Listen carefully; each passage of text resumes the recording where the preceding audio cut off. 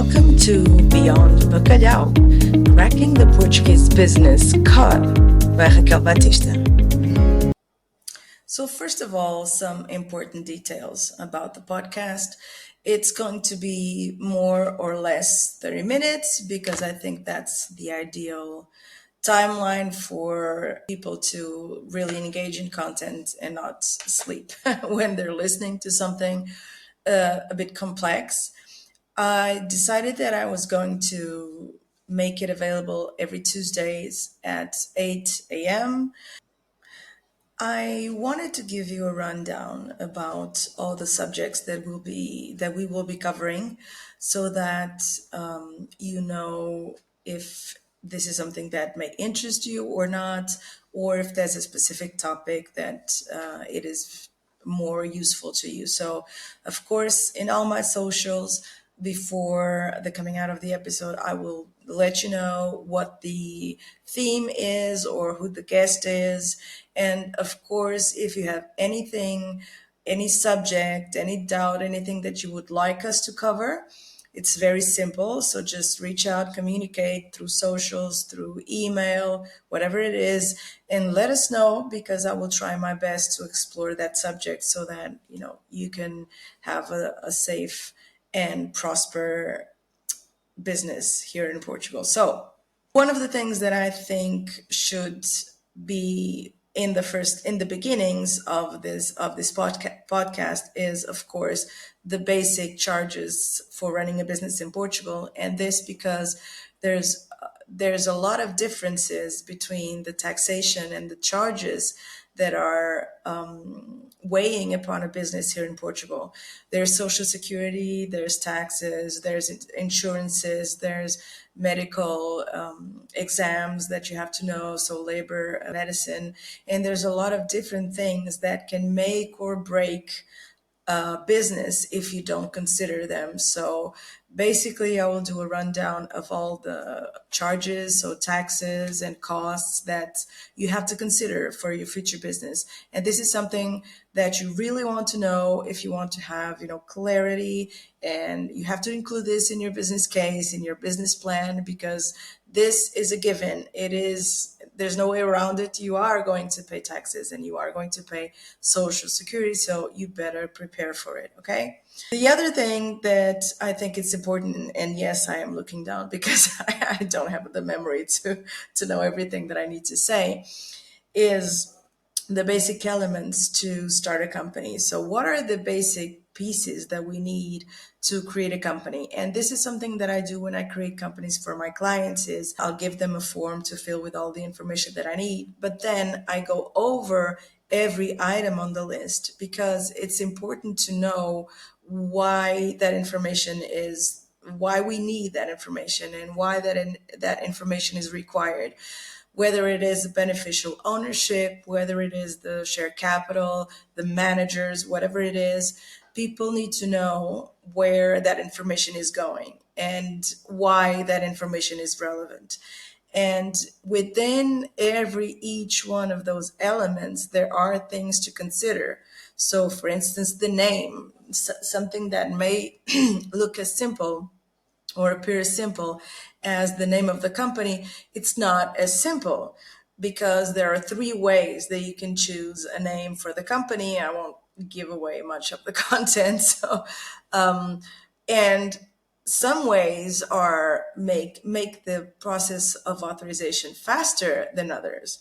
I don't want to give any spoilers away again, but there is a lot to say when it comes to naming your company. And of course, you have to know that one thing is the name of your company, and another completely different thing is your brand name. So in the end, the name of your company is relatively indifferent. Okay, so but we have to go over all the items that we need and every information that we need to create a company. So all the things that are required. Then one of the hot topics, freelancing versus company. So a lot of you that are coming have no idea what you should choose in terms of type of business. So, of course, you know that you can go the freelancer route, which is really not create an autonomous body for the business, that is to say, a company, but you can just register as a freelancer in the tax office, and that way all the income goes into your personal income. You get taxed on IRS, so personal income tax. But the other way to go about creating a business in Portugal is, in fact, to create a company. So these are the two ways that you can create a business in Portugal. And there are advantages and disadvantages to both models. Of course, when we're talking about companies, there are several different types of companies. When it comes to freelancers, there's also like a subtype that we will explore. But there's a lot more variation when it comes to companies. And although the basic decision between company and freelancer may be fundamented on the same things, the fact is that we still need to consider different types of companies. So we will explore all of that in that episode. We will go through through the differences. We will go through the advantages. Believe me, sometimes the idea that comes to mind faster is not the best one, because it really depends on the circumstances of each one.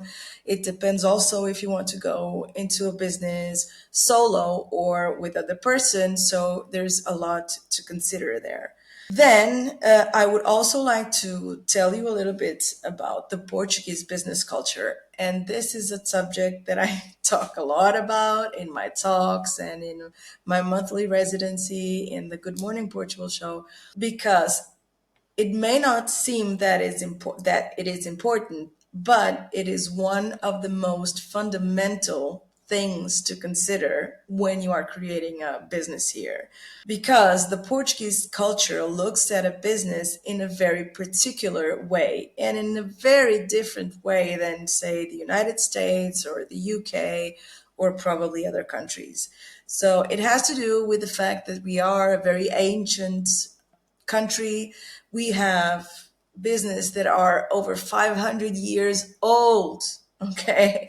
And a lot of them 200 years old, 100 years old. So as you can see, the longevity of these businesses kind of hints in the sense that the way that we go about business and we approach business is almost like a family business that you want to pass from generation to generation, envisioning, of course, generational wealth and making our kids' life easier and experience, of course. So there's a very specific way of having a business here in Portugal.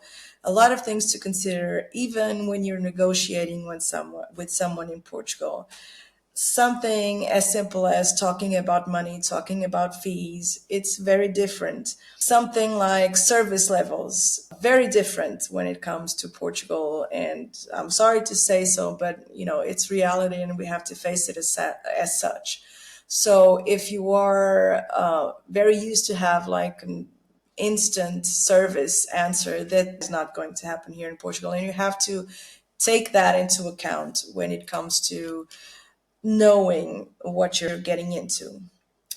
Another wonderful topic is whether or not it is best to buy an already up and running business or if it's better to create one from scratch.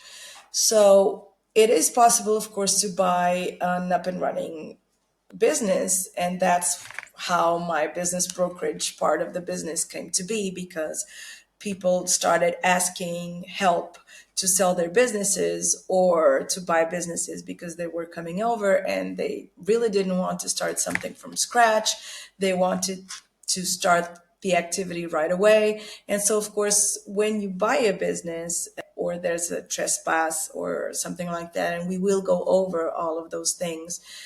For instance, in terms, if you have a restaurant, it's much easier if you buy something that already has structure, already has the machines, already has the personnel, already has clientele, all of that. And it's much easier to pick that up and start the activity right away than scout for locations, go through the HR to hire people, rents, buying or not. So it can be a hassle to particularly some types of businesses. Consultancy business, not that much because they're very easy to create right off the bat. They don't need a lot of material, but there are certain businesses that are very prone to getting bought and sold. And so we are going to talk about that. We are also going to talk about what is business consultancy and why do people need a business consultant. And this is something that I, to be honest, didn't even know that I could do until I started doing it, because I guess all of my experience from my background came flashing in when someone asked for help with their company. So business consultancy it's a range of things. It can be like you get into a company, you go over the financials, the structures, the legal, the accountant, the marketing, the personnel, whatever it is, and you try to optimize all of those things. Or it can be something more different, like, okay, this is up and running, this is being profitable, but we need to get a step further and we need to professionalize the management, because a lot of people get into the business because they have great knowledge in certain areas, but that doesn't mean that that person can manage a company properly. So it doesn't mean that that person is a good manager. And so a lot of times you see business owners that are great creative people, have great ideas, but then their businesses fall into the ground because they don't know the first thing about business, about cash flow, about profit, about any of that. And so all of those components are very important when you have a business, because as I say, you can have great ideas, but if you don't have a solid foundation and if you don't give a solid foundation to these people, it's a shame to not profit on those ideas that could make them a lot of money, just because, in terms of formality or operation wise, they don't have what it takes to have a structure so that they can grow. So business consultancy is a lot about that, and I am sure that we will go to make a lot of other episodes on business consultancy, because there's a world to talk about.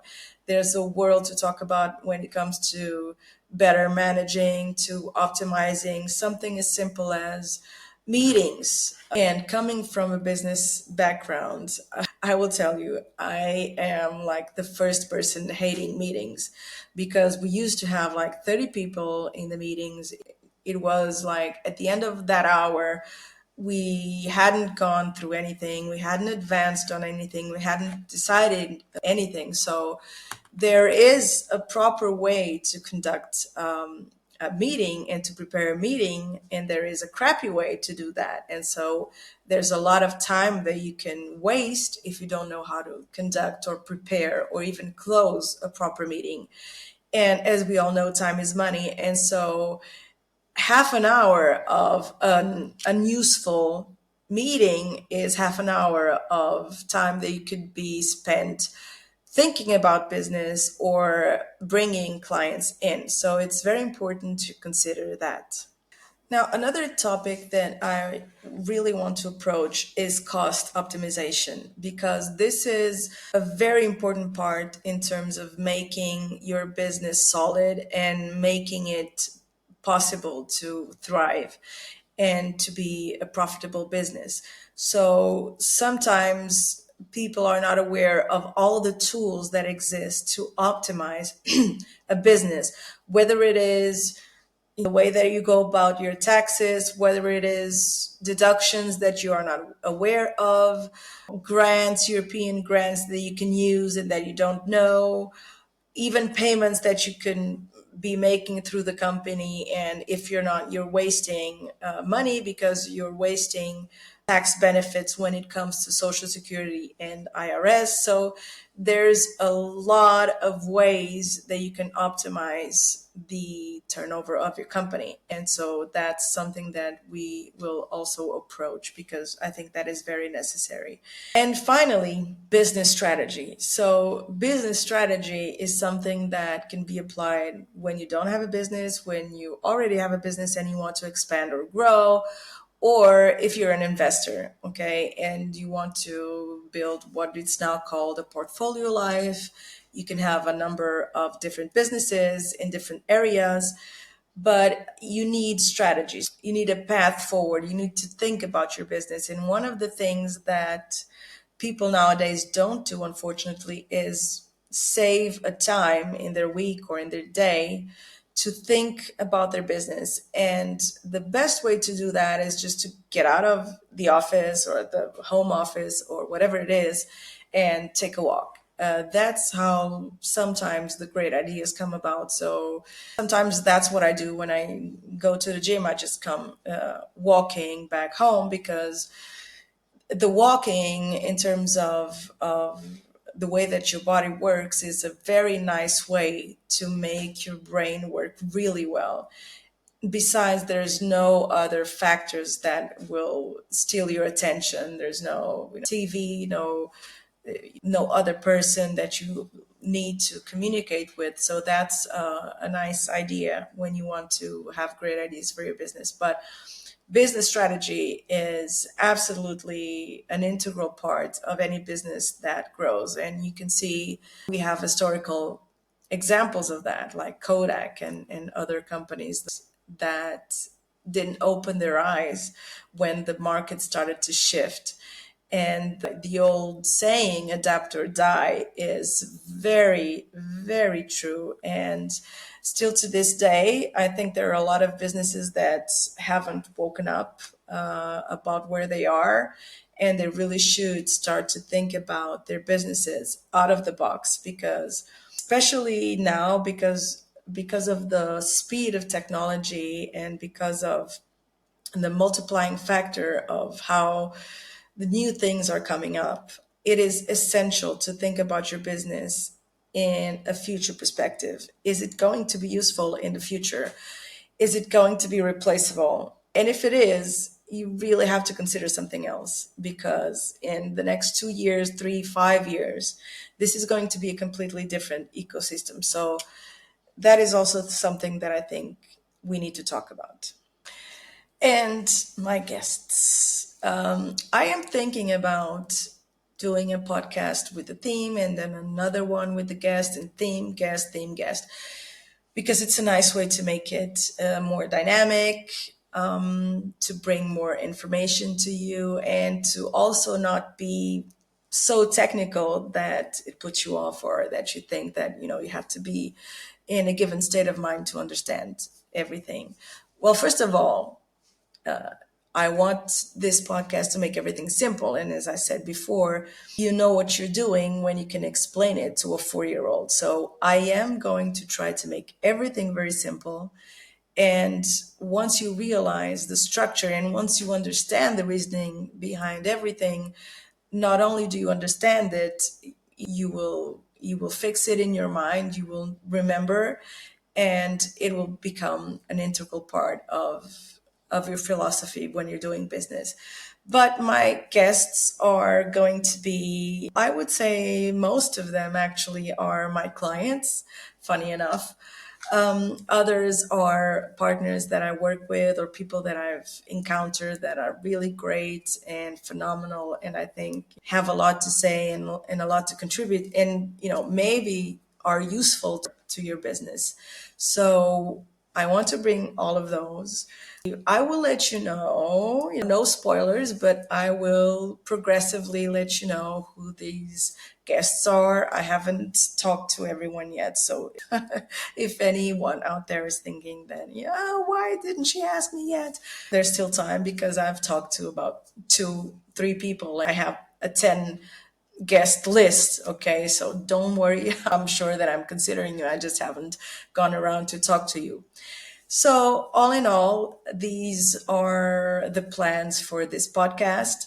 I hope that you find it useful and that it can bring some knowledge to you. And another thing that I think is important is to explain you the background, how I got here, why am I doing this, and how this all started. Well, I am a legal counsel, so I have a law degree. I started my journey in Ernst and Young actually as a tax advisor in compliance department, and I hated it. Sorry. So I left. Thank God, I already had another invitation at to work with CMVM, which is like the SEC in Portugal, so the regulatory authority for securities market. And so I worked there for 4 years. I loved it, different sectors, asset management, even the investigation department, which was really cool, and mediation. So a lot of experience there. And then I got invited to a private banking where I spent the next 18 years of my career, moving from different factories within the group, like insurances and asset managers, and then to the bank itself, always in the legal or compliance departments. Then something that is curious that some people ask me is, so why are you not a lawyer? Because I know that I would get kicked out the first day that I would walk into a court of law. Okay, so I have no patience for bureaucracy. I have no patience for, oh, Mr. Attorney and the judge and all of those formalities. So I had that self awareness of knowing that that was not something that I should go because I wouldn't be good at it. So I always wanted to be in the corporate legal advising and counseling, and that's how I did. But eventually, sort of started getting disconnected and my soul wasn't in it anymore. Things were changing and that kind of took the fun aspect and the challenge out of the equation. And then, if you don't know why you are working, it's kind of difficult to get up in the morning every day. And so I started getting more and more disconnected with it. And finally, when I had my third daughter, I knew, and after COVID, I think all of us started to rethink our lives and the way that we spend our time. I'm not getting any younger. And I started to think that I did not want to continue in that rat race of, it wasn't even 9 to 5, it was like 7 a.m. to 8 p.m. because I had a really long commute. I used to waste 3 hours of my day every day just to come and go to work. Suddenly, when remote work came about, it was much better. It certainly was. But then those things that come with working in big organizations, like things that get done but you don't really see the sense of it, completely useless things, controls, or just files of people just getting their checks done or stamping things. And I started to know think about that there was a huge percentage of things that I really didn't see the point of, and I really didn't want to do anymore. So, I up and left. And I am pretty sure that everybody thought that I was having a huge hormonal problem, but I don't think I was. And as I always say, I think I made the most insane decision of my life because I didn't know it then. It was crazy at the time. I was giving up an 18-year career, you know. Yeah, it was a safe job, a very well-paid job, a very, well-considered job. A lot of people wanted to be where I was. It was a status kind of position. It was a very important position. Not a lot of people in the country with that position, but it just wasn't what I wanted for me anymore. I didn't see myself. It didn't, those materialistic things and positions and status things. I couldn't care less about those things. I'm a very informal person. And so it just wasn't working for me anymore. And so I left. But of course, then what the hell am I going to do? Because I thought that I was in a very niched industry because, legal counseling in banking, you either go to other banks or there's not a lot of things that you can do in the private sector other than continue in the industry. So I had a couple of friends that were having lunch over that, and they're expats. They're actually American or part Portuguese, part American. And they said, "Are you crazy? You are sitting on a gold mine because you have the legal knowledge, you have the professional experience in banking, in insurance, in business, and you don't have the language barrier because you're bilingual." And it's funny because I always, in the back of my mind, I've always thought about, I am bilingual, but I'm not using this. And I can speak more than English, than one language. I can speak a lot of other languages, but I wasn't using this fluency that I have in English that is very rare for anyone to have. A lot of Portuguese can speak English. That's not difficult for us, but to have this kind of fluency, that's a bit more rare. And when it comes to business things and legal things and technicalities, you really need communication to not have any barriers. So you need the message to get across clearly. And so you need someone fluent. And so they said, so you have all of that. You can do consultancy to all the expats coming in that want to create their businesses or that they need advice or whatever it is. And so that's how Lighthouse Consulting started. And it actually started with not even me truly believing in myself that this could be a thing. And we'll talk about this, but to all the introverts out there and to all the people that are not comfortable speaking to other people as I was, now I have my own business and now I have to get to my own clients and now there's no backup. It's me. And so it was quite a change, but I think there's always a percentage of not knowing that is what gets you to get the move. Because if you knew all of the things that you don't know when you're starting, you probably wouldn't start. So ignorance is bliss at that point in time when you start a business in a way, I guess. And I ended up learning a lot about myself, about I kicked imposter syndrome in the butt. I still struggle, sometimes it wins, but I am more and more convinced that we really can do anything that we set out to do if you want to. But you really need to take that first step because if you keep procrastinating, you'll never get anything done and it's never going to be perfect. So you just have to start, and no one is going to be there looking at every detail and condemning you and accusing you of, oh, well, this wasn't perfect. I think people appreciate more the content than the fact that I have a great editing and conditions and all of that. So I think people need the content more than they need the perfection of the way that the content is brought to them. So in conclusion, I wanted to welcome you all on board.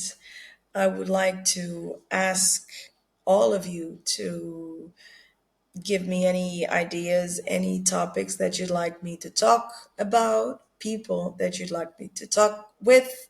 You have to have their contact, by the way. But I hope that this is useful. I hope that you get a kick out of it. I hope that you have fun because I cannot live my life without a huge sense of humor. So you'll see that I'm a clown sometimes. And as much as these things are important and difficult and technical, without a bit of humor and lightheartedness, it's very tough to work. So I can guarantee that sometimes I will be a clown or I will be the first one to put out a joke or two. And thank you for believing in me. Okay? Mwah.